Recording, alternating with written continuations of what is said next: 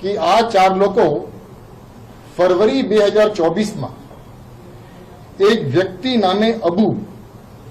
જે મૂળ શ્રીલંકાના છે પણ અત્યારે પાકિસ્તાનમાં રહે છે અને આઈસિસના લીડર છે, એમની સાથે સંપર્કમાં આવ્યા ફેબ્રુઆરી 2024 અને ત્યારથી લઈને અત્યાર સુધી એમની સાથે ઓનલાઈન સંપર્કમાં રહ્યા, અલગ અલગ સોશિયલ મીડિયા મારફતે, અને સંપૂર્ણપણે આઈસિસની જે આઈડિયોલોજી છે, અને આઈસિસ એક પ્રતિબંધિત આતંકવાદી સંસ્થા છે, આ પ્રતિબંધિત આતંકવાદી સંસ્થાના આઈડિયોલોજીથી સંપૂર્ણપણે એ લોકો રેડિકલાઇઝ થઈ ગયા હતા. અને રેડિકલાઇઝ થયા પછી આ પાકિસ્તાનના રહેવાસી અબુએ આ 4 લોકોને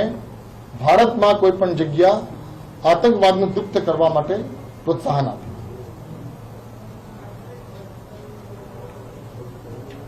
જે માટે એ લોકો એગ્રી પણ થયા અને એટલા હદે એ લોકો રેડિકલાઇઝ થઈ ગયા હતા